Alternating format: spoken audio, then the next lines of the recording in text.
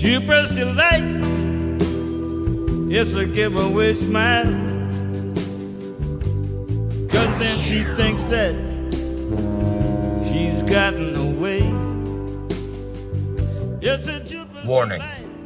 I chain smoke and I say fuck a lot. But I accept myself for the way I am. I accept you too. Viewer discretion advised. I did a video not too long ago called Science Says about HIV equals AIDS. And there was this guy in it, Mark Weinberg, that was absolutely ridiculous and looked grumpy the whole time talking about HIV dissidents. Let me ask you something. Do you believe that HIV causes AIDS? That's the general position. I mean, that seems to be the prevailing wisdom on it. Do you personally believe that HIV causes AIDS? I don't have enough information either way, personally. Are you one of the dissidents? His little frown kind of reminds me of Bill Gates, except Gates is more of a Duper's delight. This guy's more grumpy. This mother, Diane Downs, shot her kids at close range, drove them to the hospital while they bled all over the car, claimed a scraggy-haired stranger did it. And you'll see when you see the video, she can't even pretend to be an agonizing mother. What you want to look for here is an incredible discrepancy between horrific events that she describes and her very, very cool demeanor. And if you look closely, you'll see duping delight throughout this video. But at night, when I close my eyes, I can see Christy reaching her hand out to me while I'm driving, and the blood just keep coming out of her mouth. And that, maybe it'll fade too with time, but I don't think so. That haunts me the most.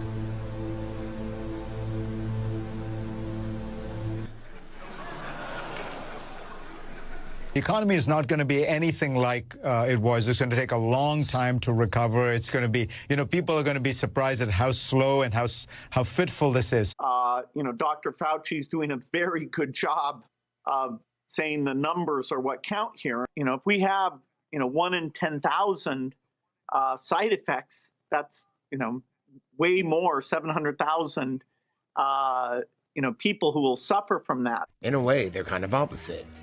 Bill Gates' frown seems to be overcompensation for how giddy he is. This stuff really turns him on. Weinberg's frown looks like he has complete disdain for anybody that challenges his, quote, belief that HIV causes AIDS. But he does have a stake in it. Mark Weinberg, accomplishment. Weinberg and his collaborators were the first to identify the antiviral capabilities of 3TC in 1989 and test the drug in patients. 3TC is also called lamivudine. How can you say you don't have enough information if you're doing a documentary on this topic? Obviously, corporations increasingly are saying you have to be vaccinated in order to work at a corporation. Is that something you support? And do you think the federal government or state governments, or at the very least federal government, should mandate if you want to get on an airplane, you have to be vaccinated? If you want to get Social Security, you need to be vaccinated. If you want to get whatever benefits they give. That excites him, huh? Good, it's Microsoft hard. So we, we'll have to prepare for the next one. That, I'd say is will get attention this time. Is there a lesson for you, for anyone else looking at this? Well, he's dead, so in general, you always have to be careful. Gates wants to save the world from HIV with the cock ring. One thing that was discovered is that if you're circumcised, your chance of catching AIDS is reduced by over 60%. And so what was invented is this thing. It's called the Shang ring. And what this does is it reduces the time that the surgeon has to be involved down to a few minutes. Now, no way does it substitute for the fact that we want a vaccine. We want a perfect preventative tool, and we're going to keep investing in that. But in the meantime, for not too much money, maybe $1 billion in total to cover all of the heavily affected areas, we can promote, roll out, and deliver these circumcisions because of this piece of plastic that completely changes the training required and the complexity. So, what do you think the chances are that Grumpy and Duper know each other? GatesFoundation.org. Global Fund announces $500 million contribution from Bill and Melinda Gates Foundation. The Gates Foundation's contribution comes on the eve of the 16th International AIDS Conference in Toronto, the biennial gathering to assess the status of the pandemic and stake out global priorities. Bill and Melinda Gates will speak at the opening ceremony on the conference on August 13. Quote, "The theme of the International AIDS Conference is Time to Deliver," said Dr. Mark Weinberg, co-chair of the conference. Quote, "The theme underscores the urgency of bringing effective HIV prevention, care, and treatment to communities the world over, and the need for stakeholders to fulfill their commitments, be they financial, programmatic, or political. I applaud the Global Fund and the Gates Foundation for taking the challenge of the conference theme to heart." Linda and I are honored to be with all of you here in Toronto to open the 16th International AIDS Conference. Linda and I have made stopping AIDS the top priority of our foundation.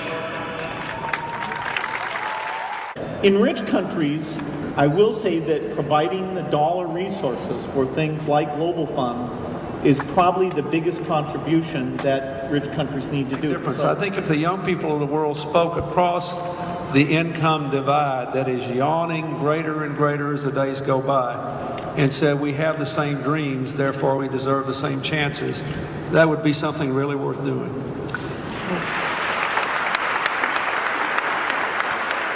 Wait a minute. Bill Clinton, AIDS, Africa, Epstein, Bill Gates.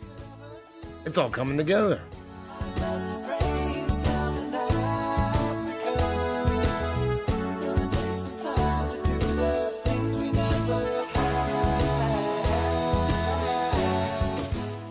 And the award for the Best Dramatic Actor goes to Mark Weinberg. Someone who would perpetrate the notion that HIV is not the cause of AIDS is perhaps motivated by sentiments of pure evil, that such a person may perhaps really want millions of people in Africa and elsewhere to become infected by this virus and go on to die of it.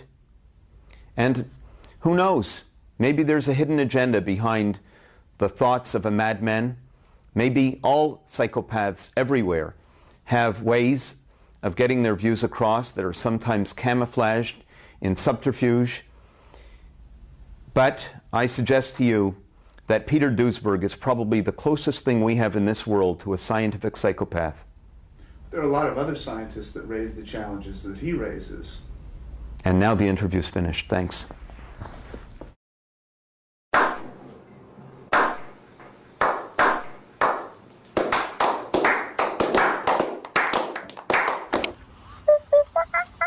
Fucking stoned.